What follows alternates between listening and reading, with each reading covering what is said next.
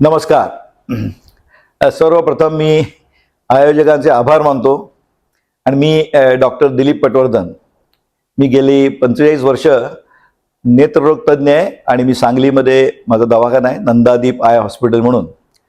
आणि नेत्ररोग तज्ज्ञ तर आहेच, पण मी मुख्य म्हणजे जीवनविद्या मिशनचा माजी अध्यक्ष आहे, की ज्याची स्थापना फिलॉसॉफर वामनराव पै यांनी केली. आणि या जीवनविद्या मिशनतर्फे आम्ही मूल्य शिक्षण बऱ्याच मेडिकल कॉलेजेस, इंजिनिअरिंग कॉलेजेस जसं Krishna medical college, Rajaram Bapu engineering college, Somaiya college Mumbai, Walchand college Sangli, अशा बऱ्याच महाविद्यालयामध्ये मूल्य शिक्षण देण्याचं काम चालू आहे. तेच आता तुमच्यासाठी सुद्धा आपण आज यावेळी देतोय.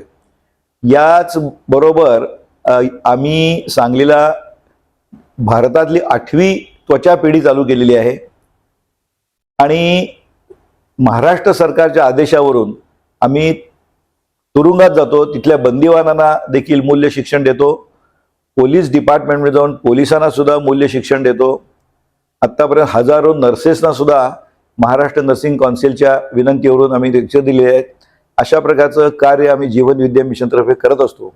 आता मी तुम्हाला हा फोटो दाखवतोय. हा आपले जे थोर तत्वज्ञ वामनराव पै आहेत यांचा आहे, की ज्यांनी जीवनविद्या मिशनची स्थापना केली. त्याला जवळजवळ 70 वर्ष झाली. तर ही का स्थापना केली? आणि हे स्वतः उच्च विद्या विभूषित होते. ते डेप्युटी सेक्रेटरी ऑफ फायनान्स म्हणून मंत्रालयामध्ये त्यांनी काम केलं. पण त्याच वेळी त्यांच्या लक्षात आलं की देशामध्ये मूल्य शिक्षणाची खूप गरज आहे. आता ते गेले 2012 साली. Next slide. आता त्यांचे चिरंजीव श्री प्रल्हाद दादा आहेत. हे तर पवई IIT मधून त्यांनी BTech केलेलं आहे. त्याचबरोबर मॅनेजमेंट त्यांनी जमनालाल बजाज मधून केलेलं आहे. आणि आता ते जवळजवळ 75 वर्षाचे आहेत. पण 40 वर्षापूर्वी ते तरुण होते, त्यावेळी TQM नावाचा कन्सेप्ट आला, टोटल क्वालिटी मॅनेजमेंट. तर त्यावेळी जे 10 तरुण निवडले गेले जपानला जाण्यासाठी, त्यात ते एक होते. त्यामुळे सध्या ही जीवनविद्या मिशनचे ते लाईव्ह ट्रस्टी आहेत आणि तेच सर्व काम पाहतात. हे ईश्वरा, सर्वांना चांगली बुद्धी दे, आरोग्य दे, सर्वांना सुखात आनंदात ऐश्वर्यात ठेव, सर्वांचं भलं कर, कल्याण कर, रक्षण कर आणि तुझे गोड नाम मुखात अखंड राहू दे. इंग्लिशमध्ये पण म्हणूया. O God, bless all with health and wealth, bless all with money and harmony. O God, bless all with peace and bliss, bless all with wisdom and your devotion. आजचा विषय खूप महत्त्वाचा आहे. मी तुम्हाला मागच्या वेळी सांगितलं की आपलं सगळं हे जग आहे ना, हे निसर्ग नियमावर आधारित आहे. कळलं की नाही? तर निसर्ग नियमावर आधारित असल्यामुळं आणि या निसर्गाकडनं आपण भरपूर गोष्टी शिकू शकतो. लक्षात आहे की नाही? आता मी तुम्हाला प्रश्न विचारतो की 2 चित्र आहेत, त्यातलं डावीकडचं चित्र आहे ना, त्याच्यावरून तुम्ही काय शिकू शकता? या निसर्गातनं खूप गोष्टी शिकू शकतो. तर मला चांगला अनुभव आहे की मुलं छान उत्तरं देतात. एक तर पहिलं तुम्हाला चटकीन लक्षात येईल की जो दगड आहे, दगडातनं झाड वर आलं आहे. लक्षात आलं की नाही? म्हणजे थोडक्यात आयुष्यात किती कठीण परिस्थिती आली तरी तुमच्यात जर विल पॉवर असेल, इच्छाशक्ती असेल, तर त्यातून तुम्ही मार्ग काढू शकता. बघा ना, दगडातनं झाड आलं आहे. आणि आजकाल तसं इकडे RCC बिल्डिंग्स असतात आणि तरी देखील RCC बिल्डिंगमध्ये असं वरती झाडं वाढतात की नाही, म्हणजे ते कॉन्क्रीटचं फोडून काढू शकतो. एवढी निसर्गात शक्ती आहे, लक्षात ठेवा. दुसरं, झाडाकडून काय शिकू शकतो आपण? झाड तुम्हाला द्यायला शिकवतो, द्यायला, नाही का? बघा तुम्ही, आपलं विंदा करंदेची कविता आहे ना, देणाऱ्याने देत जावे, घेणाऱ्याने घेत जावे, घेता घेता घेणाऱ्याने देणाऱ्याचे हात घ्यावे. आता मला सांगा, झाड काय काय देतं आपल्याला? सावली देतं, फुलं देतं, फळं देतं, पक्ष्यांना आधार देतं, स्वतःला सुद्धा देतं, नाही का? लाकूड देतं स्वतःचं. आणि शिवाय आपल्याला मला सांगा, कोरोनाच्या काळात ऑक्सिजन गरज होती की नाही? कुठून मिळत होती? झाडातनं मिळत होती की नाही? आम्ही झाडाला तर शंभो महादेव म्हणतो. म्हणजे काय? विष पचवून आपल्याला अमृत देतं. म्हणजे काय? कार्बन डायऑक्साईड घेतं आणि आपल्याला ऑक्सिजन देतं. म्हणजे देण्याची क्रिया निसर्गाकडे शिकली पाहिजे. कळलं की नाही? नदी आपल्याला देते, सगळं आपल्याला देत असतात. तेव्हा निसर्गातनं हे शिकू शकतो. आणि ट्रान्सफरन्सी किती क्लिअर आहे बघा हवा. आता इकडे तुम्हाला एक व्हिडिओ दिसतोय, तर त्यामध्ये तुमच्या लक्षात येईल की गरुड आहे बघा, गरुड. आता तो गरुडाचा व्हिडिओ बघितल्यावर मी तुम्हाला त्यानंतर सांगणार आहे की यातनं किती गोष्टी शिकू शकतो आपण. चालू करा.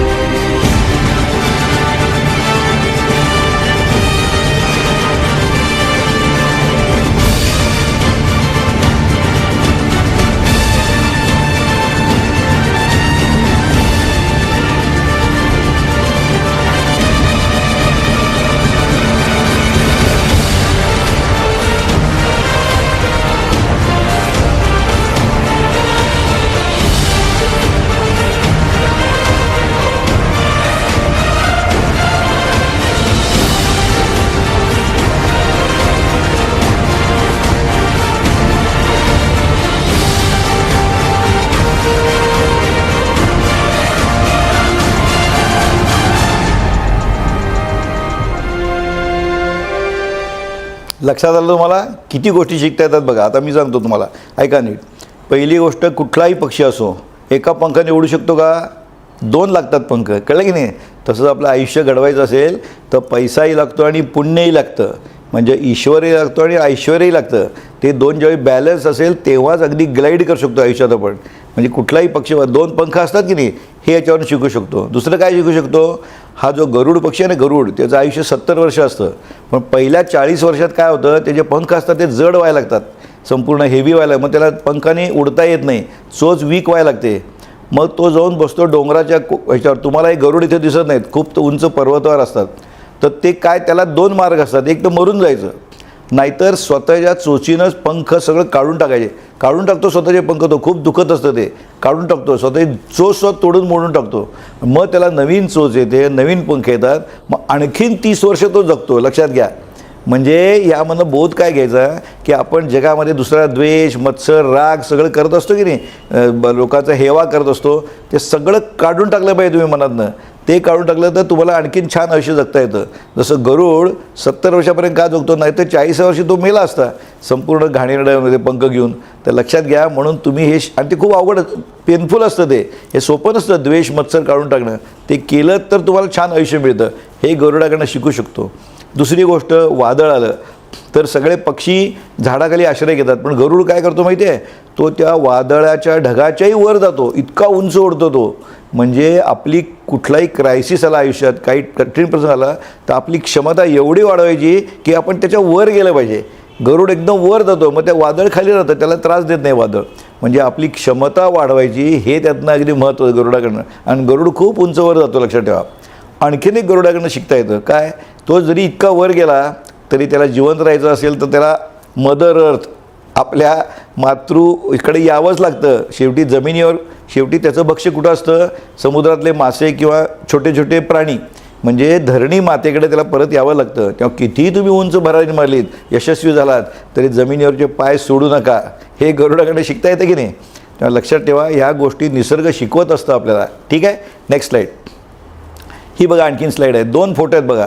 एकामध्ये पाण्यावरती लाटा आहेत आणि एकात पाण्यात अजिबात लाटा नाही. तुम्ही लेह लडाखला गेलात ना तर लक्षात दिलं, असं मिरर इमेज असते कॅलेंडरमध्ये बघता ना तुम्ही. याच्यातनं काय शिकता येतं की या लाटा म्हणजे आपले विचार. जेवढे विचारांचं काहूर आपल्या डोळ्यात असेल, डोक्यात असेल ना, तर आपलं गढूळ असतं, विचार सगळे गढूळ असतात. आणि जिथं विचार नसतात, आता लेह लडाखला काय असतं, वारा नसतो, त्यामुळे लाटा नसतात. त्यामुळं तुम्ही अक्षरशः 40 फूट खालचा तळसुद्धा बघू शकतो. म्हणजे ट्रान्सफरन्सी एवढी असते, एकदम शांत असतं ते. थोडक्यात विचारांची संख्या जेवढी कमी तेवढी मनाची शांतता जास्त असते. कळलं की नाही? शेवटी मेडिटेशन करतात म्हणजे काय करतात? विचार कमी करतात. हे याच्यानं शिकायचं. आणि मग तुम्ही ट्रान्सफरन्सी, पारदर्शकता पाहिजे तुमच्यात, आत एक बाहेर एक असं तुम्ही असता कामा नये. कळलं की नाही? त्यामुळे बघा, इकडे डोंगराचा इमेज पडत नाही जास्त, कारण वेव होते. म्हणजे तसं इकडं मात्र क्लिअर पडले, मिरर आहे. असं तुमचं आरशासारखं स्वच्छ प्रतिबिंब पाहिजे, तरच लोकांना तुम्ही आवडता आणि तुमची पर्सनॅलिटी चांगली असते. लक्षात आलं? नेक्स्ट. आता हा छान व्हिडिओ आहे की निसर्ग बघा किती ग्रेट आहे. निसर्ग आपल्याकडे काही मागतो का हो? आता फार छान व्हिडिओ आहे, तो ऐकण्यासारखा आहे. ऐका. कवितेचं नाव निसर्ग. प्रत्येक ओळ प्लीज खूप शांततेत ऐका. की किती फुलांवर हक्क सांगतात त्यांना जन्म देणारी झाडं, किती फुलांवर हक्क सांगतात त्यांना जन्म देणारी झाडं, आणि वाहता वारा वसूल करतो का दर महिन्याला भाडं? वा वा वा. लिटरभर पाण्याचा काय भाव सांगते नदी, लिटरभर पाण्याचा काय भाव सांगते नदी, आणि किती ऍडव्हान्स मागतात ढग पाऊस पाडण्याआधी. क्या बात आहे. वा वा. सुंदर सुंदर, जबरदस्त. किती हत्ती दात पडल्यावर, निलेशराव, किती हत्ती दात पडल्यावर आपलाच हस्तिदंत विकतात, किती हत्ती दात पडल्यावर आपलाच हस्तिदंत विकतात, आणि चोचीत मावेल तेवढंच खावं हे पक्षी कुठून शिकतात. क्या बात आहे. वा वा. जबरदस्त. प्रकाश दिला म्हणून सूर्य, उगाच टाळ्या नका वाजवू, आवडलं तरच वाटू का, नाही तर रोज झाडं कापायचे आणि टाळ्या. ते चारोळलेली होती की कापताना बुंदा झाडाचा तो घामाघूम झाला, कापताना बुंदा झाडाचा तो घामाघूम झाला, ये जरा बस सावलीत झाडातून आवाज आला, झाडातून आवाज आला. जबरदस्त. पुढची ओळ आहे कवितेची की प्रकाश दिला म्हणून सूर्य घरी लाईट बिल धाडतो का, प्रकाश दिला म्हणून सूर्य घरी लाईट बिल धाडतो का, आणि कधी रविवारची सुट्टी घेऊन जगात अंधार पाडतो का? क्या बात आहे, वाह. आता हे फार महत्वाचं आहे निलेशराव. मराठवाड्यात बोलतोय, काळजीनं बोलतोय आणि जबाबदारीनं बोलतोय. हलका वाघ भारी वाघ, हलका कोल्हा भारी कोल्हा, उच्चवर्णीय लांडगा दुसरा लांडगा, असं त्यांच्यातही असतात का हो नाती? हलका वाघ भारी वाघ, हलका कोल्हा भारी कोल्हा, अशा त्यांच्यातही असतात का हो नाती? आणि एक बी उगवायची किती चार्ज करते माती? क्या बात आहे, सुंदर. किती हरिणी श्रीलिंगी गर्भ आहे म्हणून ॲबॉर्शन करतात. क्या बात आहे, वाह वाह. तुमच्या लहानपणीची गोष्ट आहे बघा याच्यात. आता काळजीपूर्वक ऐका की किती हरिणी पोटात गर्भ आहे स्त्रीचा म्हणून ॲबॉर्शन करतात, आणि किती ससे शर्यत हरल्यावर गळफास घेऊन मरतात. अहो अनादी काळापासून हा निसर्ग आम्हाला शिकवतोय कसं जगावं, हे कृतीतून दाखवतोय. पण आम्हीच येडे, ओरबडून खातोय निसर्ग, आम्हीच आहोत खुळे. कधी कळेल आपल्याला की आपल्यामुळे नाही निसर्ग, आपण आहोत निसर्गामुळे. आपण आहोत निसर्गामुळे. धन्यवाद. Next slide. हा, आता आपण निसर्ग नियमाकडे बघतो की नाही, तेव्हा निसर्ग नियमांचं महत्त्व काय आहे हे तुम्हाला कळलं पाहिजे, बरोबर आहे की नाही? तर आता निसर्ग नियमांचं महत्त्व मी सांगतोय. Next slide. आणि निसर्ग नियमाची अशी गंमत आहे की ते अनंत आहेत, एक दोन नाही आहेत, अनंत आहेत निसर्ग नियम. आपण सगळ्या निसर्ग नियमांचा काय अभ्यास करू शकत नाही, पण आपण त्यातले फक्त 3-4 घेणार आहेत. म्हणजे क्रिया तशी प्रतिक्रिया, परिणाम आहे तिथे कारण असलंच पाहिजे, ॲडजस्टमेंट म्हणजे तडजोड, आणि चौथं म्हणजे इंटरॅक्शन. हे फक्त 4 नियम आपण आता आजच्या लेक्चरमध्ये घेणार आहोत. Next slide. आता तुम्हाला कल्पना आहे, भगवद्गीता सगळ्यांना माहीत आहे भगवद्गीता. आता भगवद्गीतेविषयी पहिल्यांदा काही मी तुमच्या कल्पना क्लिअर करतो. भगवद्गीता हा कुठल्याही संप्रदायाचा ग्रंथ नाही आहे, कळलं की नाही? संप्रदायाचा ग्रंथ नाही कुठलाही. भगवद्गीता हे व्यवस्थापनशास्त्राचं अप्रतिम पुस्तक आहे, मॅनेजमेंट बुक आहे, ते लक्षात ठेवा. म्हणजे त्यामध्ये काय आहे, प्रश्नोत्तर आहेत, फक्त प्रश्नोत्तर. म्हणजे अर्जुन प्रश्न विचारतो जो आपल्यासारखा सामान्य आहे, आणि कृष्ण म्हणजे एक शहाणपणाचं प्रतीक की ज्याला सर्व सामाजिक आणि वैयक्तिक प्रश्नांची उत्तरं माहिती आहेत. असं शहाणपणाचं प्रतीक म्हणजे कृष्ण आहे, लक्षात ठेवा. म्हणजे कृष्ण म्हणजे कोणीतरी असा देव आणि त्यातनं जादू बिदू असं अजिबात नाही आहे. आणि भगवद्गीतेमध्ये असं बिलकुल नाही आहे की आम्ही जे सांगतो ते केलंच पाहिजे, असं नाही आहे.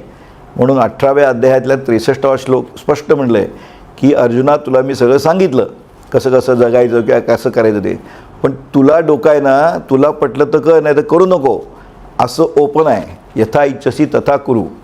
मग या भगवद्गीतेनं काय सांगितलं, कर्मण्ये वाधिकारस्य मा फलेषु कदाचन. लोकांना याचा अर्थ नीट कळलाच नाही. लोक काय म्हणायला लागेल, तू कर्म करत राहा, फळाची अपेक्षा करू नको. असं शक्य आहे का? कधी प्रॅक्टिकल आहे काय? एखादा माणूस नोकरी करतो आहे महिनाभर, आणि महिन्याच्या शेवटी त्या मालकाने सांगितलं तू कर्मण्ये वाधिकारस्य मा फलेषु कदाचन प्रमाणे तू आता फळाची म्हणजे पगाराची अपेक्षा करू नकोस. राहील काय कोणी तिथे? नाही ना राहणार.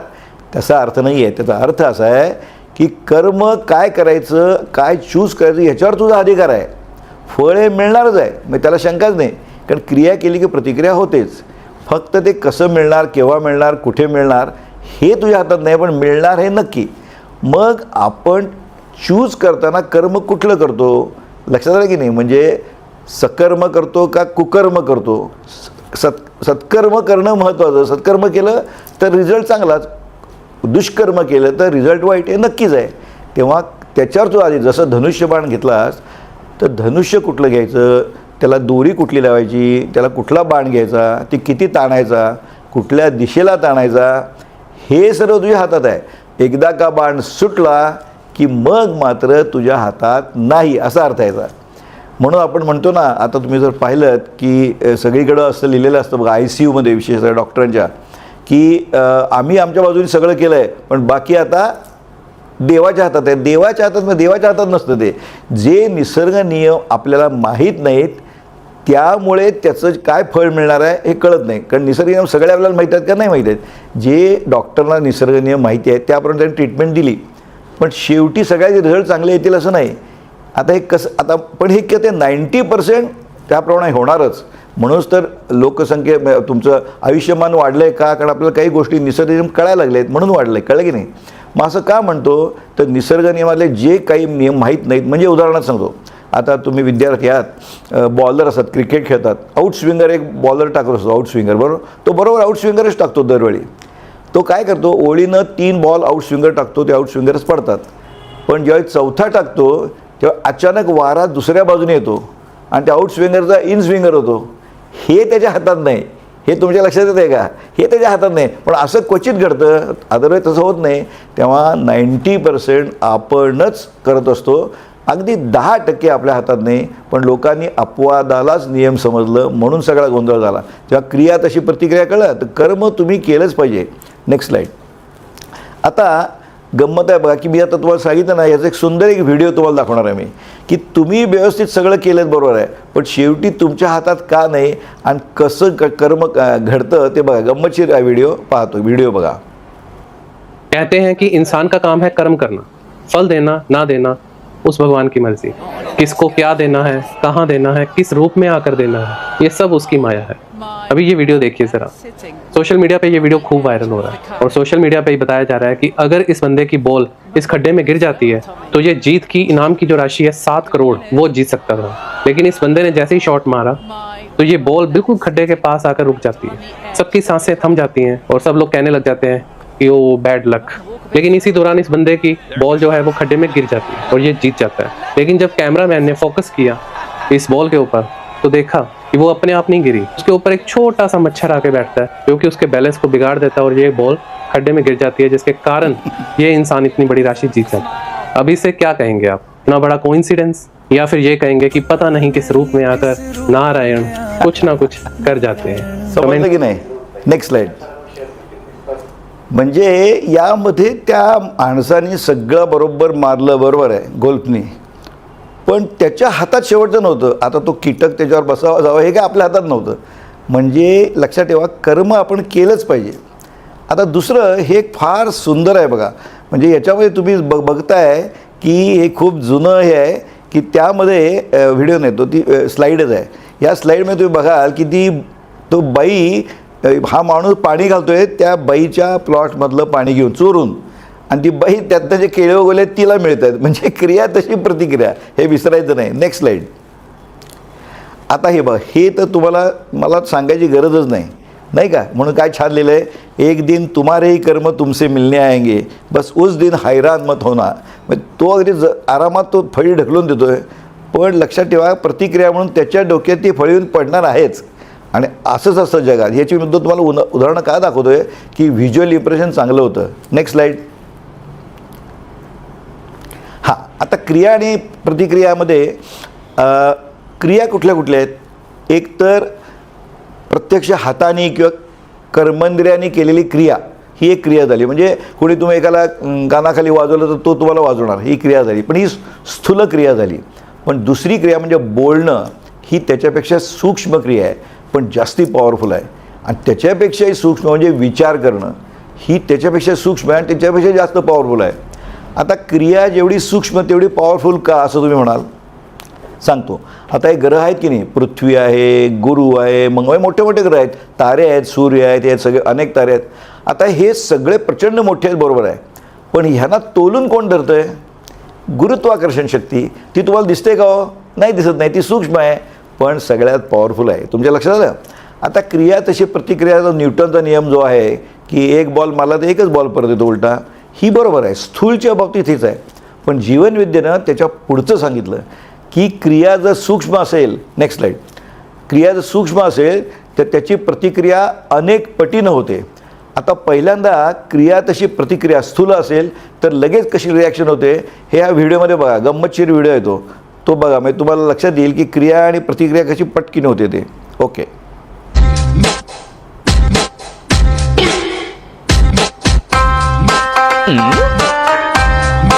ये क्या है? नहीं सारुण के यहाँ कुछ तो गड़बड़ है.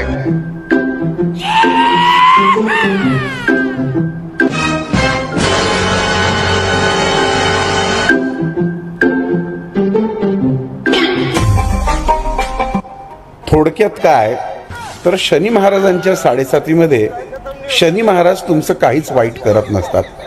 तुम्ही जी कर्म केलेली असतात तीच फिरून तुमच्या माझ्या पुढे मते आणण्याचं काम ह्याच्यापेक्षा श्री शनी जास्त महाराज उदाहरण करतात. दुसरं कोणी तुमच्या काही देता येत नाही. पुण्याची म्हणजे तो बायकोची करतात. गंमत करायला गेला आणि शेवटी ठेवा. त्याचीच गंमत झाली. क्रिया चुकीची केली, प्रतिक्रिया लगेच मिळाली. Next slide. तुमच्या चांगलं लक्षात राहील. आता कसं आहे की एक तर तुम्ही यातनं लक्षात ठेवायचं की तुम्ही क्रिया केल्यावर प्रतिक्रिया कधी लगेच द्यायची नाही. कळलं की नाही? म्हणजे प्रतिसाद द्यायचा. म्हणून काय असतं, तुम्ही लगेच प्रतिक्रिया देत्या रिॲक्शन, तुम्ही नेहमी रिस्पॉन्ड व्हायचं. रिॲक्शन दिली की बऱ्याच वेळा इलॉजिकल, तर्कशुद्ध होत नाही. म्हणून तुम्ही प्रतिसाद द्यायचा, ह्याला महत्त्व आहे. म्हणजे तुमची त्यामध्ये विचार झाला की बाबा आपण हे केली क्रिया तर त्याची काय प्रतिक्रिया होईल, कॉन्सिक्वेन्सेस काय होतील, हे तुम्ही विचार करून ज्यावेळी प्रतिसाद देता त्यावेळी ती क्रिया बरोबर ठरते. कारण की नाहीतर ते लगेच प्रतिक्रिया कधीच द्यायची नाही, प्रतिसाद द्यायचा. तुम्हाला त्याची एक गंमतशीर गोष्ट सांगतो. एक माणूस होता आणि एक 9 मजली इमारत होती, त्याची लिफ्ट बंद पडली होती. तो त्याच्यात स्टेअर केसवरून तो भरभर चढत गेला.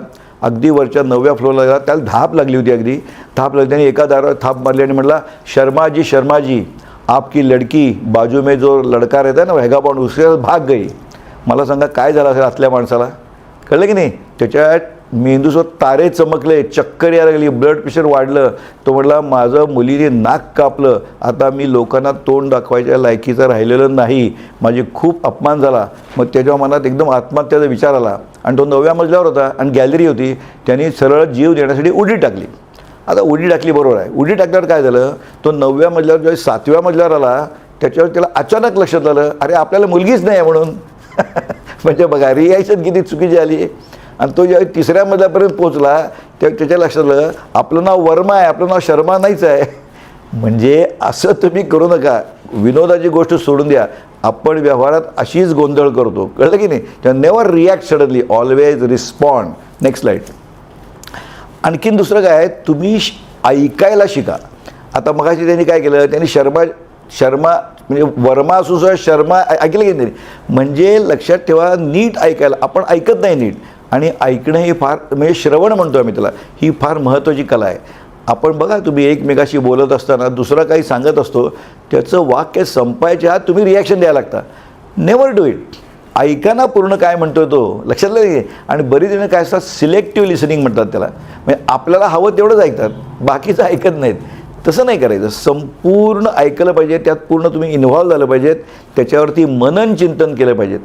ही ऐकणं हल्ली लोक विसरून गेलेले आहेत. त्यामुळं तुम्ही ऐकायला शिका. म्हणजे तुम्हाला सगळं ऐकल्यावर कळेल की त्याचा अर्थ, म्हणजे तो वेगळं मत तुमचं वेगळं होऊ शकेल. तेव्हा कधीही ऐकणं ही एक कला आहे, विसरू नका. म्हणून त्याला मी श्रवण म्हणतो. आता तुम्ही बसलात ना, ऐकणं म्हणजे काय, हिअरिंग. म्हणजे या कानात ऐकून त्या कानात सोडून देणं. लिसन इन म्हणजे लिसन इन म्हणजे श्रवण करणं, हे खूप महत्त्वाचं. त्याचा तुम्हाला खरा उपयोग होऊ शकतो, हे लक्षात ठेवायचं. Next slide. आता पहा, कुठल्याही गोष्टीकडं पाहत्याचा दृष्टिकोन कसा त्याच्यावरती अवलंबून आहे. म्हणून काय सुंदर म्हटलं की for any achievement there will be obstacle. तुम्हाला अडचण येणारच, पण it is not the obstacle that counts but the reaction to the obstacle that counts. याची एक सुंदर गोष्ट आहे ती डेव्हिड आणि गोलियतची. तुम्हाला कदाचित माहीत नसेल पण सांगतो. उदाहरण, आपल्या जुन्या महाभारतामध्ये अशी गोष्ट आहे, बकासूर आणि असं एक मोठा राक्षस असतो वगैरे. तसं की तुम्हाला एखादी अडचण प्रचंड मोठी आली, प्रचंड अडचण येऊ शकते, तर सामान्य माणूस घाबरून जातो आणि ते मनानेच पराभव स्वीकारतो. पण आता राजा आणि प्रजा यामध्ये हाच फरक असतो. म्हणजे प्रजा असा विचार करते, आता एवढा मोठा आला आहे माणूस, होता आपल्या राजालाही मारणार आणि आपल्यालाही मारणार, असं सामान्य प्रत्येकजण म्हणणार. पण राजा किती वेगळा विचार करतो बघा. विचार का करतो की कितीही मोठा आला, तो काय म्हणतो, त्या काळात हे जुनं, त्या काळात काय गोफणीनं मारायचे, गोफणीनं किंवा धनुष्यबाण म्हणा. तो काय म्हटला, तो खूप मोठा आहे, बरं आहे म्हटला, तेव्हा माझा नेम चुकणार नाही, मी त्याला नक्की मारू शकेन. बघा, सेम गोष्ट, राजाचा विचार वेगळा, प्रजेचा विचार वेगळा. तेव्हा लक्षात ठेवा, कितीही मोठे प्रॉब्लेम आले तर त्याला लूप होल्स असतातच. ते शोधून शांतपणे काढणे आणि तो प्रॉब्लेम सॉल्व्ह करणे, हे तुम्ही शिकलं पाहिजे. म्हणजे ऑब्स्टेकल येणार नाही असं कधीच नाही जगात. उलटं ऑब्स्टेकल आलं की फायदा काय होतो, त्या उदाहरणार्थ एखादा झरा वाहतोय, तो छान वाहतोय व्यवस्थित एका मार्गाने, त्यात मध्ये दगड येऊन पडला तर काय होतं, तेव्हा पाण्याची लेवल वाढत जाते. म्हणजे विचार मंथन आपलं सुरू होतं आणि तेच पाणी आणखीन 4-5 वेगळ्या रस्त्याने खाली जातं की नाही. म्हणजे उलटे आणखीन अनेक मार्ग तुम्हाला दिसतात ऑब्स्टॅकल आल्यावर. आता एव्हरेस्टवर काय एकाच मार्गाने जातात का लोक, अनेक मार्गाने जातात, पण शेवटी एव्हरेस्टला पोचतात की नाही. तेव्हा लक्षात ठेवायचं, ऑब्स्टॅकल इज नॉट बॅड, कुठलाही प्रॉब्लेम आला की it is an opportunity to learn new things. Okay, next. आता मी म्हटलं ना की जीवनविद्येने जो सिद्धांत सांगितला त्यात वैशिष्ट्य असं आहे की सूक्ष्म क्रिया असेल त्यावेळी प्रतिक्रिया अनेक पटीनं खूप मोठी होते, मल्टिप्लाइड अँड मॅग्निफाईड. कारण निसर्गात अक्षरशः विपुलता आहे, अबंडन्स आहे, अबंडन्स.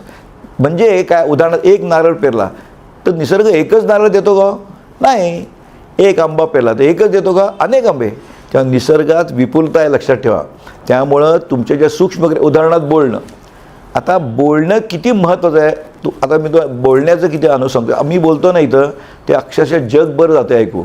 आता तुम्हाला पटेल, पूर्वी पटलं नसतं. आता मी जर मोबाईल घेतला आणि ती वेवलेंथ जर कॅलिफोर्नियामध्ये कोणी माझी कॅच केली तर माझं ऐकू जातं आहे. म्हणजे 750 कोटी माणसं बोलत आहेत, ते फिरतं आहे, लक्षात ठेवा. इतकं पॉवरफुल आहे बोलणं आपलं. आता उदाहरणार्थ सुभाषचंद्र बोस, त्यांनी काय दिली स्लोगन की give me blood I will give you freedom. मग मला रक्त द्या, मी तुम्हाला स्वातंत्र्य देतो, अशी दिली की नाही. आता साधं बोलणं होतं ते, पण ते इतकं प्रभावशाली होतं की त्यामुळं आझाद हिंद सेना स्थापन झाली. महात्मा गांधी होते, त्यांनी चले जाव अशी घोषणा दिली, कळलं की नाही. म्हणजे ते शब्दच होते, पण त्यांनी भारतामध्ये सगळ्यांची मानसिकता बदलली की नाही, की आता ब्रिटिशांना हाकलून द्या. असं बोलणं पॉवरफुल असतं. ते आता त्यावेळी दोन्ही गोष्टी भारतासाठी चांगल्या होत्या. आता त्याच्या विरुद्ध वाईट विचार असेल तर तेही वाईट बोलणं असं वाईट असतं. म्हणजे उदाहरणार्थ सांगतो, हिटलर होता. हिटलर, तुम्ही हिटलरचे जर व्हिडिओ बघितला तर कळेल, तो अप्रतिम वक्ता होता आणि त्याची बॉडी लँग्वेज भयंकर पॉवरफुल होती. तो मेस्मराईज करायचा लोकांना. तो सुरुवातीच्या काळात हिटलरनी जर्मन खूप उंचावर नेऊन ठेवला, खूप इंडस्ट्रियलायझेशन आणि खूप म्हणून त्यांनी त्यावेळी ऑलिम्पिकसुद्धा अरेंज केलं होतं. तुम्हाला माहीत असेल तर आपला ध्यानचंद नावाचा हॉकीचा हे होता प्लेअर, भारत, तो जादूगार म्हणायचे. तर ऑलिम्पिकमध्ये त्यावेळी भारत जिंकलं होतं. त्यावेळी ध्यानचंदनी अनेक गोल मारले होते, लक्षात आलं की नाही. पण ऑलिम्पिक अरेंज का आपोआप केलं का? खूप श्रीमंत झाला होता जर्मन देश त्यावेळी. पण पुढं याच हिटलरचे विचार बदलले, चुकीचे विचार केले आणि ज्यूजना मारायला सुरुवात केली. त्यामुळे सेकंड वर्ल्ड वॉर झालं. लक्षात आहे की हे कशामुळे? केवळ बोलण्यामुळं.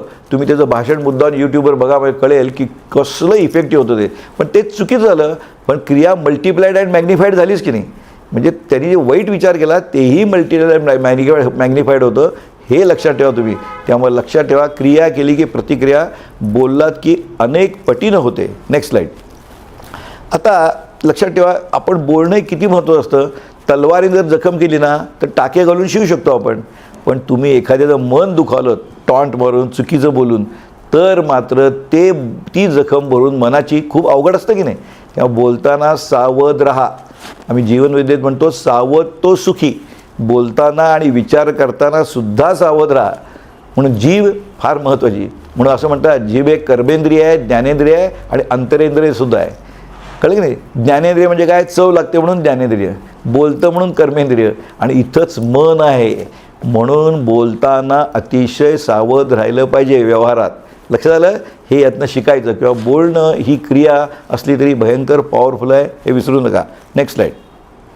आता पहा, आता विचार, मी म्हणलं ना विचार, आता जसं बोलतोच विचारही पोचतात सगळीकडे. आता तुम्हाला एक उदाहरण, लोकांना एकदम पटत नाही, विचार कसे काय पोचतील? पोचतात. आता समजा एखादी आई आहे, तिची मुलगी लांब परदेशी शिकते आहे, बरं, आणि तिला तिच्याशी बोलण्याची इच्छा झाली. आता आजकालच्या दिवसात काय करते आई मोबाईल शोधते. तिला शोधायला वेळ लागतो, मोबाईल हातात घेते आणि त्या मुलीचाच फोन येतो. असं होतं की नाही? आणि हा अपवाद नाही, हा नियम आहे, लक्षात ठेवा.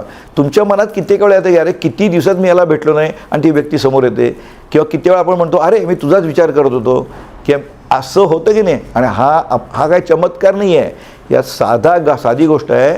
ज्यावेळी आईच्या मनात त्या मुलीविषयी विचार सुरू झाला त्याच क्षणी, त्याला टाईम लॅग सुद्धा नाही, बोलण्याला थोडा टाईम लॅग आहे अमेरिकेला जायला, पण त्याच क्षणी त्या मुलीच्या मनात आईविषयी विचार सुरू होतात. फ्रिक्वेन्सी इतकी म्हणून ती फोन करतात, तिला लवकर मोबाईल सापडतो. तुमच्या लक्षात आलं? आणि हीच घटना होते. त्यामुळे आपले विचार दुसरीकडे पोचतात, हे विसरूच नका. कारण आपण एकमेका सगळ्यांशी कनेक्टेड आहोत. वी आर ऑल कनेक्टेड आणि इंटरडिपेंडंट आहोत, हे लक्षात घ्या तुम्ही. त्यामुळे आपण वेगळे नाही आहोत. तुम्ही, मी, आम्ही सगळे एकच आहोत. आता इथं तुम्हाला एक उदाहरण सांगतो. आता समजा मी तुमच्याशी बोलतोय, कुठपर्यंत? जोपर्यंत माझ्याशी चैतन्य शक्ती अटॅच्ड आहे तिथपर्यंत. कळलं की नाही? म्हणजे मला बोलायला येते, ऐकू येते, चव लागते, कुठपर्यंत? जोपर्यंत कॉस्मिक लाईफ फोर्स या माझ्या बॉडीशी अटॅच्ड आहे तिथपर्यंत. आणि तुम्हीसुद्धा ऐकताय की नाही? तुम्हीसुद्धा ऐकताय म्हणजे काय? तुम्हालाही ती चैतन्यशक्ती अटॅच्ड आहे, म्हणूनच तर शक्य आहे. ज्या दिवशी चैतन्यशक्तीचं कनेक्शन सुटेल त्या तुम्हाला ऐकायला येणार नाही, बोलायला येणार नाही. कळलं? म्हणजे मी ज्यावेळी तुमच्याशी बोलतोय तेव्हा माझं शरीर तुमच्याशी बोलत नाही आहे, तर माझ्यात जी एनर्जी एन्ट्रॅप्ड आहे ती तुमच्यात जी एनर्जी आहे त्याच्याशी संवाद साधते. कळलं? आणि तुमच्यात जी चैतन्यशक्ती आहे ती आणि माझ्यात काही फरक नाही आहे, सेमच आहे. मला काय स्पेशल चैतन्यशक्ती दिलेली नाही, डॉक्टर पटवर्धनना स्पेशल नाही आहे, सगळ्यांना समान. कळलं की नाही? चैतन्यशक्ती जगात सगळीकडे आहे, ती सगळी समान आहे, लक्षात ठेवा. ती अजिबात, आता उदाहरणार्थ समजा एक बादली घेतलीत, बादली, कळलं, आणि बादली समुद्रात बुडवलीत, तर बादलीत पण पाणी आहे, बाहेर पण पाणी आहे. बादलीला सीमा आहे, कळलं की नाही, पण बाहेर त्या अनंत आहे ना, त्यामुळे सगळीकडे एकच आहे. त्या तुम्ही आम्ही एकच आहोत, हे लक्षात ठेवायचं. म्हणजे ज्यावेळी एखादा माणूस म्हणतो की मी याला त्रास देतो, याचं बघून देतो, तो मूर्ख असतो. त्याला म्हणजे कुठं आहे, तो आणि तुझी चैतन्यशक्ती एकच आहे, मग तू स्वतःलाच त्रास देतोस. हे लक्षात येणं खूप महत्त्वाचं आहे. म्हणजे आपण सगळे एक आहोत. एकदा रमण महर्षी होते, ते अगदी आत्मसाक्षात्कारी होते. त्यांच्या शिष्याने त्यांना विचारलं, आम्हाला दुसऱ्याशी कसं वागायचं कळतच नाही, कसं वागावं बरं? रमण महर्षीने काय उत्तर दिलं माहिती आहे? ते म्हटले, दुसरा आहे कोणी तर? दुसरा नाहीच आहे. तुमच्या लक्षात आहे, तुम्ही आणि मी सगळे एकच आहोत. याला अद्वैत म्हणतात, नॉन ड्युॲलिटी. कळलं की? द्वैत नाहीच. पण हे लक्षात येण्यासाठीच स्पिरिच्युअलिटी, अध्यात्माचं ज्ञान पाहिजे. मग आपण एकमेकाशी वाईट वागू का? नाही वागणार ना. दुसऱ्याला त्रास कशाला देऊ? कारण दुसरा नाहीच आहे इथं कोणी. हे लक्षात येतं का तुमच्या? तेव्हा लक्षात ठेवा, ज्यावेळी मी समजा हा दिलीप पटवर्धन, मी डॉक्टर मेलो म्हणजे काय झालं? चैतन्यशी कट झाली की मग हा दिलीप पटवर्धन नाही, डॉक्टर नाही, डोळ्यावर काहीच नाही. कारण ही सगळी समाजानं दिलेली नावं आहेत, ही गायब होतात. मग फक्त शरीर आपण उचला म्हणतो लगेच. तुमच्या लक्षात येतं? तेव्हा लक्षात ठेवा, जोपर्यंत चैतन्यशक्ती आहे तोपर्यंतच. म्हणून तुम्ही आणि आम्ही सगळे एक आहोत, ही भावना, हे ज्ञान मिळवणं, आपण सगळे एकमेकांवर अवलंबून आहोत, हे लक्षात ठेवा. तेव्हा कधीही आपली एकमेकांची रिलेशन चांगली ठेवण्यासाठी आपण सगळ्यांशी चांगलंच वागलं पाहिजे. कारण सगळे म्हणजे आपण एकच आहोत समाजामध्ये. हे यातनं धडा घेणं अतिशय महत्त्वाचं आहे. Next slide. आता उदाहरणार्थ आपण काही वेळा काय करतो, आपण एखाद्याला मदत केली आहे, खूप 4 वेळा केली, 5 वेळा केली, आणि एक दिवशी काय झालं, काहीतरी गैरसमज झाला आणि आपण त्याला काही मागितलं आणि त्याने दिलं नाही किंवा मदत केली नाही, तर आपल्याला राग येतो लगेच. मी त्याला 4 वेळा मदत केली आणि मला पाहिजे तेव्हा त्यांनी मदत केली नाही. आपण संपूर्ण परिस्थितीचा विचार करत नाही. कदाचित त्यावेळी खरंच पोझिशन त्याची चांगली नसेल ना, असू शकतं ना, पण तुम्हाला राग येतो. म्हणजे मी एवढी असं येतं की नाही, असं कधीही करू नका. आता यासाठी तुम्हाला सुंदर गोष्ट सांगतो. एकदा काय झालं, एक वृद्ध स्त्री आमचे म्हणजे फिलॉसॉफर वामनराव पै सांगत होते की तुम्ही प्रत्येकाचं चांगलंच करत जा, म्हणजे तुमचं चांगलंच होईल. क्रिया चांगली तशी प्रतिक्रिया चांगलीच येईल, असं सांगत होते. सगळं लेक्चर झालं तर ती वृद्ध स्त्री यांच्याकडे आली, फिलॉसॉफरकडे भाषण संपल्यावर. म्हटली, तुम्ही सांगताय मला पटत नाही. म्हटलं का पटत नाही? सद्गुरूंनी का पटत नाही? ती म्हणली, मला सांगा, माझं लग्न तरुणपणी झालं आणि तुम्हाला सांगतो 1 वर्ष 2 वर्षात मला मुलगा झाला आणि मुलगा 1 वर्षाचा असताना माझे पतींचं निधन झालं. बरं, मी काही शिकलेलं नव्हते, त्यांची नोकरी मला मिळाली नाही. मग आता मुलगा तर झाला आहे, मग मी या मुलासाठी एवढ्या खस्ता खाल्ल्या की मी लोकांच्याकडे धुणं भांडी केलं, वाटेल ते काम केलं, पण त्याला काही कमी पडू दिलं नाही, त्या शिक्षणाला काही कमी पडू दिलं नाही, सगळं केलं. मी वेळा जेवले नाही, असं मी केलं. आणि माझा मुलगा पण हुशार आहे म्हणली. तो इंजिनियर झाला आणि मग MS करायला अमेरिकेला गेला. 1-2 वर्ष माझ्याशी संपर्कात होता. नंतर मी त्याला फोन केला तर रॉंग नंबर लागायचा आणि त्यांनी माझा संपर्क सोडला. मला सांगा, आज त्यानंतर 3 वर्ष झाली, मी जिवंत आहे काय मेलेले याची चौकशी तो करत नाही आहे. आणि मग तुम्ही म्हणताय मी त्याच्यासाठी 1 वर्ष 2 वर्ष नाही, 21 वर्ष खस्ता काढल्या आणि बघा हा रिझल्ट. मग प्रतिक्रिया अशी कशी काय आली? तेव्हा तुमचा हा नियम मला अजिबात पटला नाही. मग फिलॉसॉफर स्माईल करत बघत होते. हो, तुम्ही म्हणता ते प्रथमदर्शनी खरं वाटतंय. मग त्यांनी तिला एकच प्रश्न विचारला. हे ठीक आहे म्हटले, पण आता तुम्ही 3 वर्ष तर कोणीच नाही, मग तुम्ही राहता कुठे? मग ती म्हटली, मी माझ्या भाच्याकडे राहते. आणि तिनं भाच्याचं एवढं वर्णन करायला सुरुवात केली. तो भाचा माझी एवढी काळजी घेतो, मुलगा काय करेल तर तो मला तीर्थयात्रेला नेतो, आवडीनिवडीचं सगळं देतो, ड्रेस सगळं, असं ती 10 मिनटं वर्णन करत होती. त्यावेळी हे फिलॉसॉफर स्माईल करत हसत होते. सगळं झालं, आता झालं का वर्णन करून झालं? मग त्यांनी एकच प्रश्न केला, मला सांगा, तुमचा मुलगा ज्यावेळी होता, पती होते, सगळे होते, त्यावेळी तुम्ही या भाच्यासाठी काय केलं? ती म्हणली, काही नाही केलं. लक्षात ठेवा, तुम्ही जी क्रिया केली तुमच्या मुलासाठी ती तुम्हाला भाच्याकडून मिळाली. तेव्हा तुम्ही केलेली क्रिया कधीच वाया जात नाही. ही तुमच्या जो आम्ही डिव्हाइन बँक म्हणतो, दिव्य बँकेत जमा झालेली असते, ती योग्य वेळी एनकॅश होते. आता उदाहरणार्थ तुम्ही पैसे भरता की नाही बँकेत फिक्स्ड डिपॉझिटसाठी, मग त्या ज्या नोटा भरता बँकेत त्याच नोटा परत मिळतात का व्याजासकट? वेगळ्या असतात नोटा. तेव्हा तुम्ही कुठलीही क्रिया केली ती चांगलीच आपण करायची, कारण त्याची रिॲक्शन तुम्हाला चांगलीच मिळणार, हे कधीही विसरायचं नाही. आपण चांगलंच वागायचं. दुसरा कसा वागतो that is none of your business. बऱ्याच जण म्हणतात हो तो माझ्याशी खूप वाटेल तसा वागतो, हे वागतो, माझ्या मनात विचार वाईट येतात. चूक.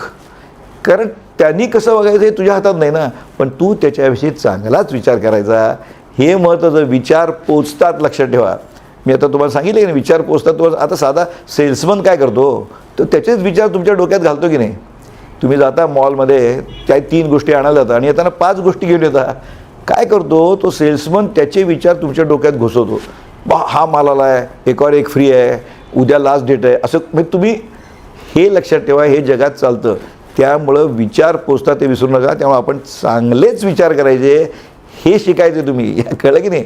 कधीही दुसऱ्याची दुसरी माणसं कशी पण वागवत, तुम्ही चांगलेच. आता आम्ही जीवनविद्येत काय करतो, त्याच्याविषयी भलकरची साधना करतो, त्याच्याविषयी चांगलंच बोलायला सांगतो आणि त्याचे रिझल्ट्स खूप अप्रतिम येतात आम्हाला, खूप अप्रतिम येतात. दुसरा कसाही वागव, पण आपण त्याच्याविषयी चांगलं. आता उदाहरण सांगू तुम्हाला. आता येशू ख्रिस्त तो एवढा मोठा का झाला महान? येशू ख्रिस्तांना ज्यावेळी सुळावर चढवत होते त्यावेळी त्यांना दुखत होतं की नाही, खेळे मारत होते, पण ते रागावले का? येशू ख्रिस्त नाही रागावले. ते काय म्हणले माहिती आहे का? कारण त्यांना निसर्ग नियम माहिती होता. ते म्हणले हे मला जे खेळे मारताना 1 पट दुःख देत आहेत, पुढे त्यांच्या आयुष्यात अनेक पटीनं दुःख होणार आहे मला दिसतंय. पण त्यांच्या तोंडातलं वाक्य काय माहिती आहे? अरे रे, यांना कळत नाही ते काय करतायत ते. तुमच्या लक्षात आलं? म्हणजे हे जे थोर माणसं आहेत ना, यांना निसर्ग नियम माहीत असतात. तुम्ही वाईट केले की तुमचं वाईट होणार आहे, अगदी काळी पांढऱ्या दगडाची काळी रेघ म्हणा, हे लक्षात आलं की नाही. तेव्हा तुम्ही काय करत, तुमचा तो संबंध नाही, तुम्ही चांगलंच वागायचं, हे तर तुम्ही करू शकता. लक्षात ठेवा. तेव्हा तुमचे संबंध सुधारू शकता. या शिकायचं काय या लेक्चरमधनं, तर तुम्ही दुसऱ्यांचे संबंध, तुमच्याविषयी दुसऱ्याचं मत चांगलं करू शकता, दुसऱ्याविषयी चांगलं चिंतन करून. कळलं? आणखी एक कॉर्पोरेट सेक्टरमधला एक अनुभव सांगतो. आमच्या जीवनविद्यामध्ये एक होते, ते काय असतं, मोठ्या कॉर्पोरेटमध्ये टीम्स असतात, एक एक प्रोजेक्ट देऊन, आणि त्याला टीम लीडर असतो. आणि त्या टीम लीडर त्यांची मिटिंग घेतो दर महिन्यातनं एकदा, कारण त्याला त्याच्या हायर अथॉरिटीला सांगायचं असतं, हे द्यायला लागतं, रिपोर्ट द्यावा लागतो. तर एक तो टीम लीडर होता, तो भयंकर असा हे होता, इरॅटिक वागायचा, जरा काय कोणी चुकली फाईल फेकून द्यायचा, असं म्हणजे विक्षिप्त होता. तर सगळ्यांचं त्याच्याविषयी वाईट मत होतं. कळलं की नाही. तेव्हा ती मिटिंग आली की ते लोक घाबरायचे. तर ही गोष्ट आमच्या तिथे सांगितली, तर आमच्या लोकांनी सल्ला दिला, तू आपलं जीवनविद्येचा उपयोग कर ना, त्याच्याविषयी चांगलं तो त्याच्याविषयी काय चांगलं करतोय, अरे कर ना, आपल्याला शिकलाच ना जीवनविद्या. आणि त्यांनी काय सुरू केलं, कोणाला सांगितलं, फक्त पत्नीला सांगितलं. आणि तो खडूस जो होता त्याचा बॉस त्यावेळेचा टीम लीडर, त्याच्याविषयी सारखी प्रार्थना म्हणायला सुरुवात केली, त्याच्याविषयी चांगलं चिंतन करायला सुरुवात केली. कोणालाही बाकी सांगितलं नाही, ते काय लाऊडस्पीकरवरून सांगायचे. पण तुम्हाला सांगतो ते विचार पोचले. पुढची ज्यावेळी मिटिंग होती त्यावेळी लगेच काही झालं नाही, पण त्याच्यानंतर 2 महिन्यांची मिटिंग होती, सगळे बसले होते. आता तो टीम लीडर आला तर तुम्हाला आश्चर्य वाटेल, सगळे बसले असताना त्यांनी फक्त ह्याच्याकडे बोट दाखवलं, हा माणूस तेवढा मनापासून काम करतोय असं म्हटलं. तर बाकीचे आश्चर्यचकित झाले, कारण हा वेगळं काय तसं काम करत नव्हता, पण त्याच्याविषयीची बॉसची भावना बदलली. मग यू कॅन चेंज, दुसऱ्याचे विचार तुम्ही बदलू शकता त्याच्याविषयी चांगलं चिंतन करून. हे तुम्ही करून बघा. तुमचं आता तुमच्या घरात नातेवाईकांशी, मित्रांशी काय वेळेस बिघडलेले संबंध असतात, ते सुधरवू शकता. बोलायची गरज नाही, तुम्ही त्याच्याविषयी चांगले विचार करायला सुरुवात करा. एक टाईम कम्स, आम्ही तर म्हणतो 3 महिन्यात तुम्हाला रिझल्ट आलाच पाहिजे आणि तुमची रिलेशन सुधारतात. तेव्हा यासाठी हे नियम माहीत असणं महत्त्वाचं. Next slide. आता रिॲक्शन टाईम केव्हा येईल ते ॲक्शनवरती अवलंबून आहे. उदाहरणार्थ एखाद्याने खून केला आणि त्याला आय विटनेस असेल तर लगेच त्याला शिक्षा होते. कळलं की नाही. पण एकाने भ्रष्टाचार केला तर आपल्याला माहिती आहे आपल्या न्याय प्रक्रिया खूप सावकाश चालते, मग त्याला तो काही सुटत नाही. 10 वर्षांनी केव्हा शिक्षा होते, लक्षात ठेवा. हां, आणि मी म्हणतो मानवाने केलेल्या न्यायदानामध्ये शिक्षा होईल किंवा काय त्यात काही पळवाटा निघतील, पण निसर्ग नियम त्याला सोडत नाही ना. कळलं की नाही.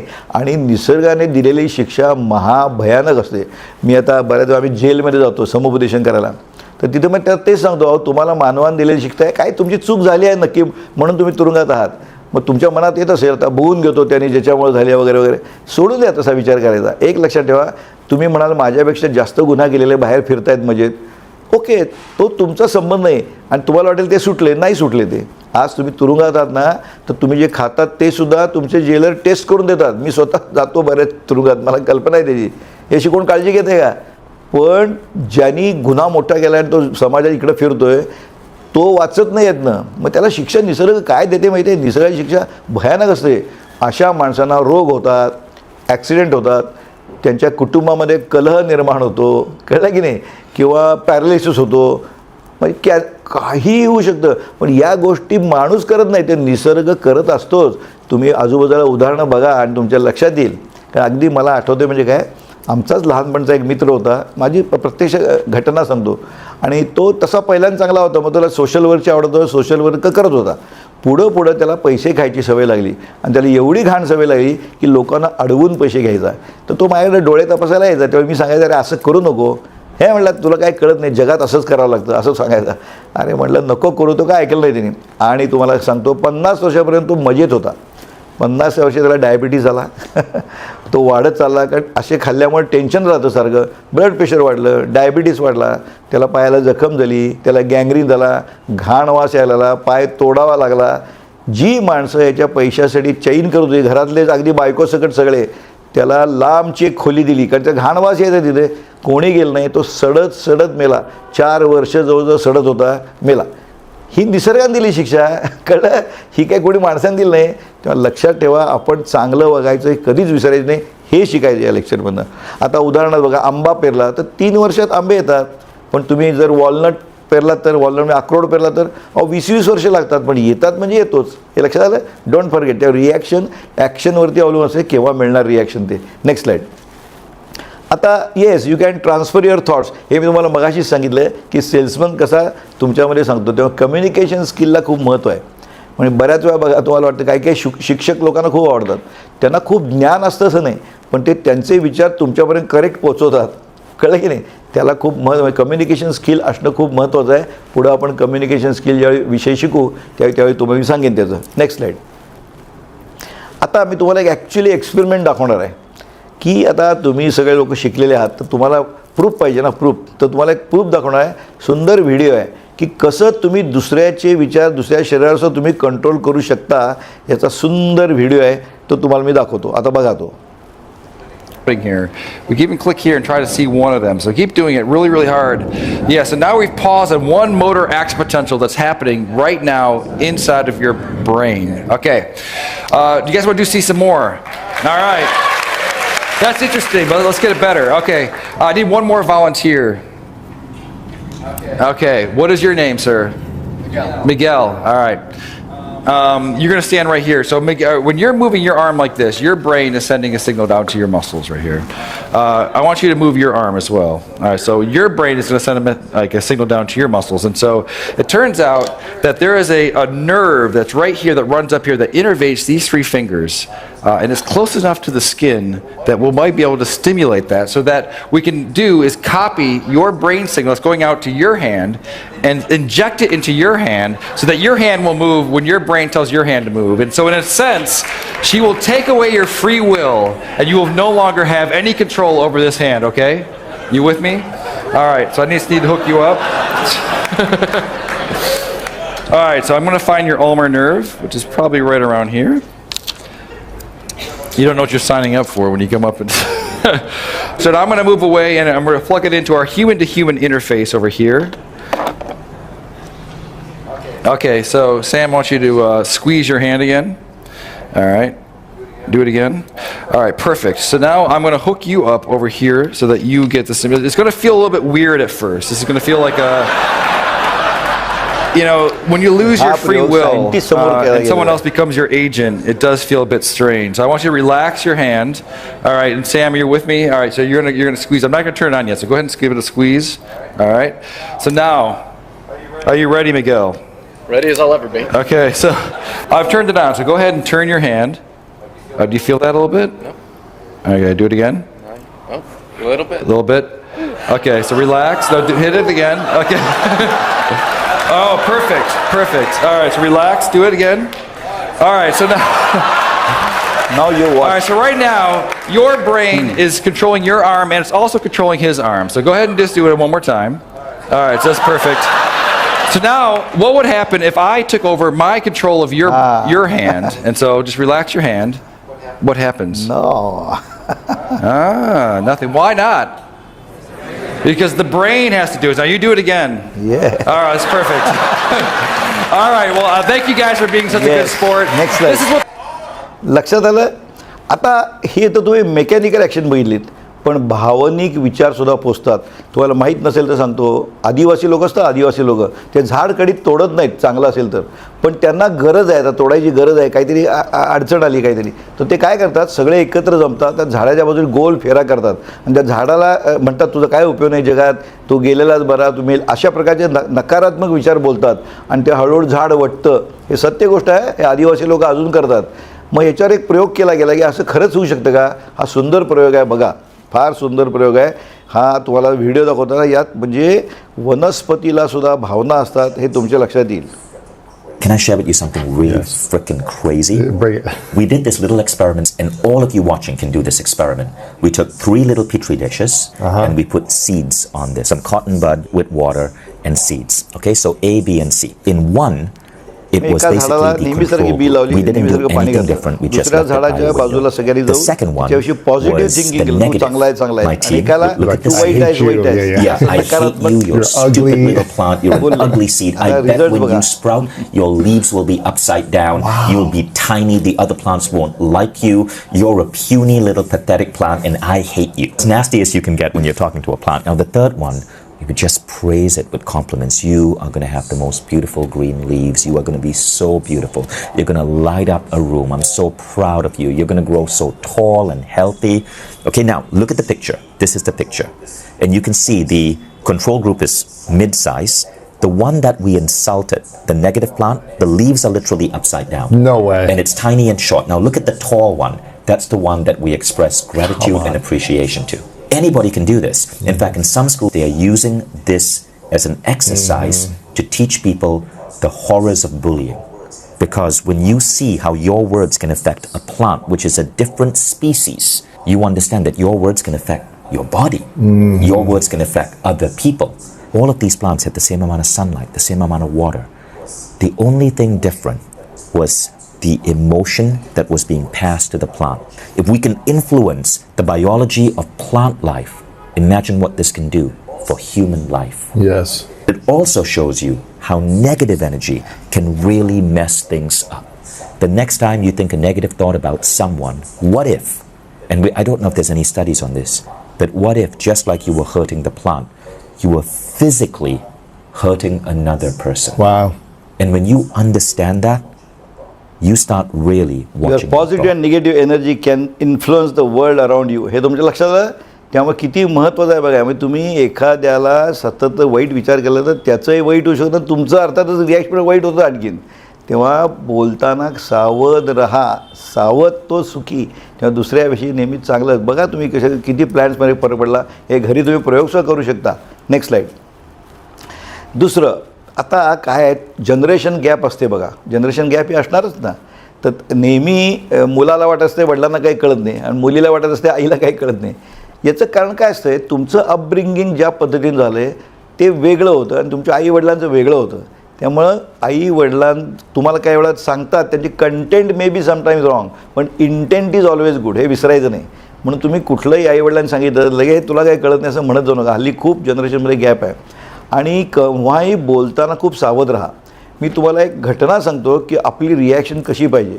तर ही मी स्वतः शिकलेली गोष्ट आहे. ही वयाच्या 50व्या वर्षी. आता माझं मोठं हॉस्पिटल होतं आणि मी 50 वर्षाचे आणि माझे वडील 80 वर्षाचे होते, कळलं. आणि ते रिटायर्ड म्हणजे vice principal of Willingdon college होते आणि मिलिटरीचे होते, म्हणजे कडक होते. आणि त्या काळात शिक्षक फक्त बोलायचे, विद्यार्थी ऐकायचे, विद्यार्थी उलट उत्तर द्यायचे नाहीत. एक दिवशी काय झालं, म्हणजे बोलताना कसं स्लिप ऑफ टंग होते, ही खरी घडलेली घटना सांगतो आहे मी असं. आणि आम्ही वडील आणि बोलत बसलो होतो, माझे काही रिलेटिव्ह पण होते आणि बोलता बोलता आमचा वाद झाला. डिफरन्स ऑफ ओपिनियन येतच 20.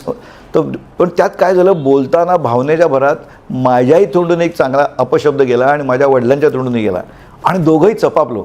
आता दोघंही आपण सुसंस्कृत आहोत ना, पण एकदम दोघंही चपापलो. मी चटकीन थांबलो आणि मी बाबाही थांबले आणि मी लगेच वर गेलो. माझे बेडरूमवर आहे, तिकडे जाऊन झोपलो. झोपच येईना मला. मी पडल्या झोपणारा आणि घोरणारा माणूस, तर मला झोप येईना. या कुशीवरनं त्या कुशीवर वळलं, कारण गिल्ट असतो ना, अपराधीपणाची भावना. तर माझी पत्नी आली, म्हणली का झोप काय येत नाही तुम्हाला? तर माणसाला काय असतं, पुरुषांना एक अहंकार असतो, काही नाही म्हटलं मी. पण शेवटी आय गेव वे, म्हटलं असंच झालं, म्हटलं हा पॉईंट होता आणि मला हे पॉईंट वाटत होते आणि बाबांचे पॉईंट वेगळे होते, ते काय मला पटत नव्हते. माझ्या पत्नीनं जो ॲडव्हाइस दिला तो सगळ्यांनी लक्षात ठेवा. तिनं मला इतका सुंदर ॲडव्हाइस दिला. ती म्हणली ठीक आहे, तुम्हाला काय काय जे वाटतात पॉईंट बरोबर ते लिहून काढा. आता एक लक्षात ठेवा, लिहिणं ही अतिशय कॉम्प्लेक्स प्रोसेस आहे. तुम्ही लिहिताना काय करता माहिती आहे का, ते मेंदूमध्ये जाऊन ते ॲनालाइज करता आणि लिहिता लिहिता एखादा शब्द जर चुकीचा आला तर खोडू शकता तुम्ही, पण बोलताना खोडू शकत नाही ना. एकदा बोललं की गेला तो, मग क्रिया झाली की प्रतिक्रिया होणार की नाही. म्हणून लिहिणं सगळ्यात बेस्ट. तेव्हा कधी तुम्ही काय आलं तर डोंट टॉक, तुम्ही लिहून काढा.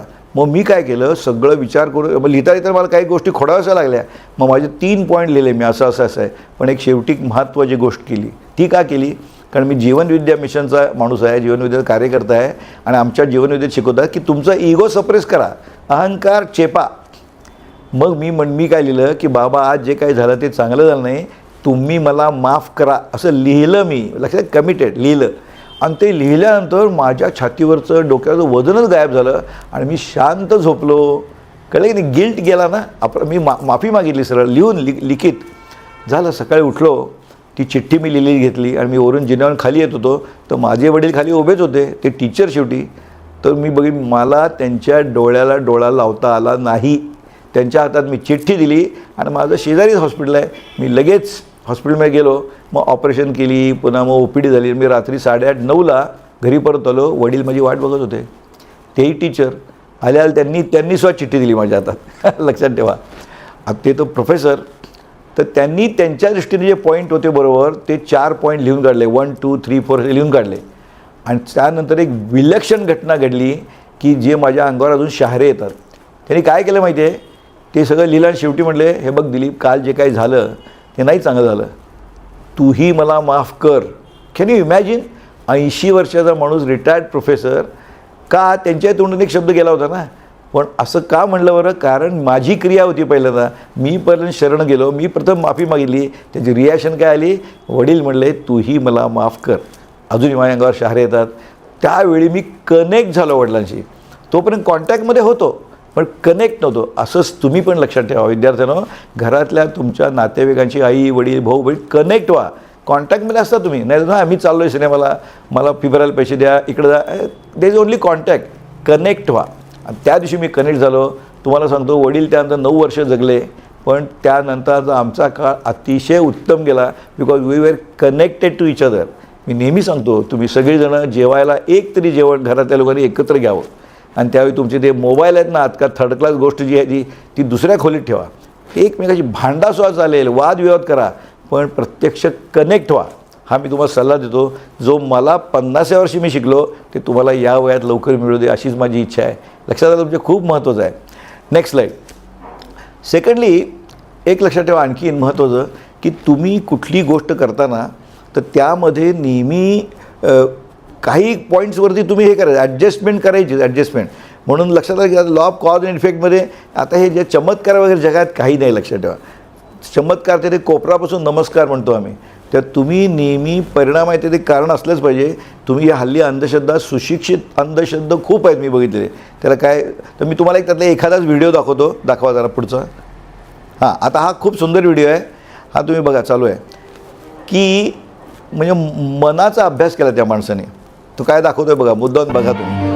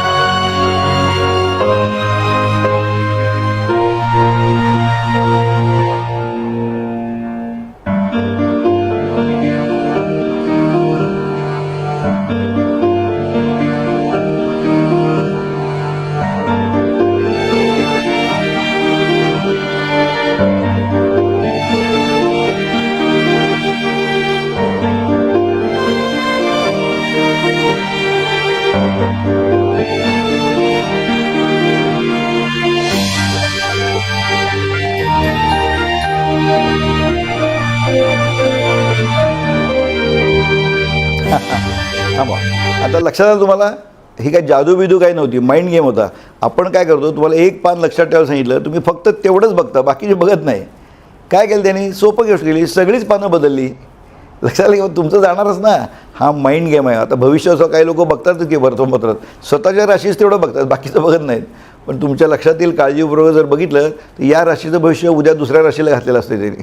कळलं की ते, इट्स अ माइंड गेम. जगात असं काही नसते, तेव्हा चमत्कार जगात नाही, लक्षात ठेवा. त्या अंधश्रद्धेपासून दूर राहा. Next slide. आणि ॲडजस्टमेंट तर आयुष्यात तडजोड म्हणतो. म्हणजे काय, आयुष्यात दुःखाचा तडा न जाऊ देता सुखाची जोड करणे म्हणजे तडजोड. ॲडजस्टमेंट करायला शिकलंच पाहिजे, लक्षात ठेवा. म्हणजे तुम्ही इनजस्टिस, अन्याय सहन करू नका, पण ॲडजस्टमेंट करा. आणि कसं आहे, compromise on small details but not in principles. याचं तुम्हाला एक अप्रतिम उदाहरण सांगतो. हे एक प्रत्यक्ष माझ्या आयुष्यात घडलेलं आहे. माझा दवाखाना चालू होता त्यावेळी जोरात चांगला, आणि एक इन्कम टॅक्स ऑफिसर आला आणि त्या डोळ्याचं ऑपरेशन होतं, ते मी ऑपरेशन केलं, छान झालं ऑपरेशन. तो घरी गेला. 8 दिवसांनी संध्याकाळच्या वेळी तो आला एकटाच आणि म्हणला, डॉक्टर साहेब म्हणला, माझ्या डोळ्याला एक काडी लागली आहे, ज्याचं ऑपरेशन केलं त्या डोळ्याला लागून तो फाटला होता डोळा. मग ते इमर्जन्सी ऑपरेशन करण्याची गरज होती. तर मी म्हटलं ठीक आहे ऑपरेशन करूया, पण ते उद्या सकाळी करता येईल, कारण भूल देऊन करावं लागेल. मग नाही म्हणलं, मला ॲडमिट करून घ्या. आता इथं बघा, मी कुठं ॲडजस्ट केलं, ॲडजस्ट असं केलं की तो इन्कम टॅक्स ऑफिसर होता, त्याचा फोन नंबर होता. मी म्हटलं घरी फोन करतो, या पत्नीला वगैरे यायला सांग. पण असं आम्ही कधीही हॉस्पिटलमध्ये ॲडमिट करत नाही. नातेवाईक हजरच पाहिजे, कारण उद्या अचानक ॲडमिट झाला आणि त्याला हार्ट अटॅक आला तर सांगणार कोणाला. आणि तो मेडिकल लिगल प्रॉब्लेम येतो. म्हणजे हॉटेलमध्ये तुम्ही असं केलं ना चालतं, कारण हॉटेलमध्ये काय असतं, पोलिसांना कळलं की संपलं झालं. पण हॉस्पिटलमध्ये त्यांच्या जीवाची जबाबदारी आमच्यावर असते, तेव्हा खूप महत्त्व असते. तरी पण मी ते स्मॉल डिटेल्स दुर्लक्ष केल्यानंतर त्याला म्हटलं, तू फोन कर घरी. फोन नंबर घेऊन ठेवला आमच्याकडे, कळलं, ॲडमिट केलं. दुसऱ्या दिवशी काय घडलं, रात्रीचा जो आमचा माणूस होता तो सकाळी, मी माझी त्याचं सकाळी 11 वाजता ऑपरेशन होतं, भूल देणारे डॉक्टर येणार होते, माझी OPD चालू होती सकाळी 10 वाजता. तर तो रडत आला खाली. म्हटलं कालचे ते साहेब आले होते, मोठे साहेब, आणि ते मला शिव्या देत होते, वाटेल ते बोलत होते, वाटेल. म्हटलं का रे, का ते दारू आणायला सांगत होते, मला पैसे देत होते आणि दारू घेणे म्हणत होते. मी नाही म्हटलं तर मला वाटेल शिव्या दिल्या. मग मात्र मी भडकलो, लक्षात ठेवा. मी पहिल्यांदा कॉम्प्रोमाइज केलं, त्याला ॲडमिट केलं वगैरे. पण मी म्हटलं, मी या माझ्या दवाखान्याला मंदिर मानतो, इथं दारू मागणं नाही. मी तू इन्कम टॅक्स ऑफिसर आहे, सगळं सोडून दे म्हटलं. मी नमस्कार करतो म्हटलं, तुझं पद आहे म्हणून, गुडघे टेकत नाही म्हटलं. हाकलून दिलं त्याला. मी खाली बोलवलं, त्याची पत्नी रडत आली. मला इन्कम टॅक्स ऑफिसमधनं फोन आले आणि माझे चांगले काही ओळखीचे होतं. नाही म्हटलं, ते म्हटलं जाऊ द्या एक वेळ सोडून द्या. नाही म्हटलं, इथं त्यांनी माझं एक लेवल क्रॉस केली आणि that I can't tolerate, get out. त्याला हाकलून दिलं, सामाना सगळं हाकलून दिलं. मग मला आमचे मित्र, डॉक्टर मित्र म्हणाले, अरे तो इन्कम टॅक्स ऑफिसर आहे आणि तो खरोखरच, त्याला 2 वर्षांनी त्याला पदोन्नती मिळाली, तो मोठा झाला, मोठा इन्व्हेस्टिगेशन ऑफिसर झाला. म्हणजे रेड घालतात ना ते सगळे. म्हणजे तुझं आता काय खरं नाही. म्हटलं मला काही होणार नाही म्हटलं, मी प्रामाणिकपणे करतोय म्हटलं, मी सायकलवर आलेला माणूस आहे म्हटलं, मी घाबरत नाही म्हटलं, अगदी चक्क. आणि तुम्हाला खरं सांगतो, काही झालं नाही, नथिंग आहे. पण 3-1 वर्षांनी काय झालं, मी सकाळी पोहायला जातो नेहमी, सकाळी 6ला पोहायला जातो. थंडीचे दिवस होते, तर बऱ्यापैकी अंधार असतो, ते लाईट लावलेलं असतं स्विमिंग टँकवरती. तर मी 6:40ला बाहेर येतो, 6 पोहायचो, बाहेर यायचो. बाहेर येताना मी बाहेर आलो आणि एक माणूस चक्क माझ्या पाया पडला. मी एकदम बघितलं, चेहरा एकदम दिसला. मग लक्षात आलं तोच होता इन्कम टॅक्स ऑफिसर. आणि बघितलं त्याचा एक डोळा गेलेला होता, कारण तो फाटलेला डोळा तो गेला असेल सिव्हिलमध्ये, काही तर झालं पण वाचला नाही वाटतं. एक डोळा गेला होता, पण तब्येत छान झाली होती त्याची. तर मी बघायला, अरे एकदम तुम्ही मला नमस्कार का केलात म्हटलं. तो म्हटलं, साहेब ओळखलं ना मला. हो ओळखलं म्हटलं. त्याचं कारण आहे म्हटलं, मी मूळचा दारुड्या नव्हे, पण आमच्या डिपार्टमेंटमध्ये फुकटची दारू मिळते म्हणून मला दारूचं व्यसन लागलं आणि त्यामुळे तुमच्या आधी मी केला. पण तुमच्यासारखं सडेतोड कोणीच मला जमिनीवर उतरवलं नाही. त्यानंतर मी अजिबात दारू प्यायला नाही आणि माझी तब्येत सुधारली. लक्षात ठेवा, कॉम्प्रोमाइज अँड स्मॉल डिटेल्स पण नॉट इन प्रिन्सिपल्स. आणि तिथं घाबरू नका, पण त्यासाठी तुम्ही आधी स्वच्छ पाहिजे. स्वच्छ असेल तोच माणूस जोरात बोलू शकतो. तुमच्या लक्षात येते तेव्हा येस, या बाबतीत लक्षात ठेवा, हे तुम्ही शिकण्यासारखं आहे. नेक्स्ट. आणि ॲडजस्टमेंट प्रचंड असते. तुम्हाला माहिती आहे, सैनी नावाचा बघा समोर फोटो दिसतो ना, सैनी. हे 2 भाऊ बरं का, विजय सैनी आणि त्याचा भाऊ, म्हणजे हे दोघं भाऊ होते. आणि तुम्हाला सांगतो, ते बोईंग 747नी ब्रिटिश एअरवेजनी न्यू दिल्लीहून लंडनला हिथ्रो एअरपोर्टवर ते हे असतात ना खाली पाय चाकं, याच्यामध्ये बेमध्ये एरियामध्ये स्वतःला बांधून घेताना गेले. आणि पोचले त्या धाकटा भाऊ तिथंच मेला. पण हा अजूनही जिवंत आहे. म्हणजे आपण जरा उकडायला किती उकडले म्हणतो, किती थंडी वाजली म्हणतो. अहो, आपल्या शरीराला ॲडजस्टमेंट कॅपॅसिटी जबरदस्त आहे, हे सिद्ध झालं. आज त्याच्यावर प्रयोग करतायत. मला सांगा, -60 डिग्री टेम्परेचर असतं वरती, जवळजवळ 4000 मैल प्रवास, 8 तास प्रवास आणि 40,000 फूट उंच, जिथं हवा जवळजवळ नाहीच, तर देखील हा जिवंत राहिला. म्हणजे माणसाची ॲडजस्टमेंट कॅपॅसिटी प्रचंड आहे, लक्षात ठेवा. तेव्हा किरकोळ गोष्टीला लगेच तक्रार करत बसू नका. You can adjust to any situation. कळलं की नाही? हे लक्षात ठेवायचं कधी पण. Next slide. आणि यापुढे 3 शब्द लक्षात ठेवा: थँक्यू, सॉरी आणि प्लीज. तुमचं जीवन जर उत्तम व्हायचं असेल ना, तर लगेच कृतज्ञता म्हणून थँक्यू म्हणत जा. चुकलं तर सॉरी म्हणा. आणि तुम्हाला गंमत सांगतो, तुमची चूक असेल तर तुम्ही सॉरी म्हणायलाच पाहिजे, सिम्पल एटिकेट्स म्हणता त्याला. पण तुमची चूक नसतानाही सॉरी म्हणणं हे अधिक, त्यासाठी आपलं हृदय मोठं असावं लागतं. जरूर म्हणा. त्यामुळे कदाचित त्यावेळी त्या दुसऱ्या माणसाचा इगो सुखावला जाईल, पण त्यासाठी मोठं मन लागतं आणि त्याचा तुम्हाला फायदा होईल. कारण काय होतं, पुढे ज्या माणसाला तुम्ही सॉरी म्हणता, त्याला आश्चर्य वाटतं, अरे आपली चूक असून सुद्धा तो सॉरी म्हणला. पुढं त्यालासुद्धा मनातनं वाईट वाटतं आणि तुमची उलटी रिलेशन सुधारतात. तेव्हा to say sorry when you are wrong is normal, पण when you are right that also time you can say sorry, because you give importance to relationship rather than ego. कळलं?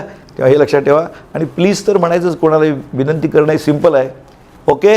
तेव्हा आजच्या लेक्चरमध्ये नेक्स्ट आहे, आजच्या लेक्चरमध्ये हेच आपण शिकलो. Thank you very much. बस त्याप्रमाणे वागा म्हणजे झालं. धन्यवाद.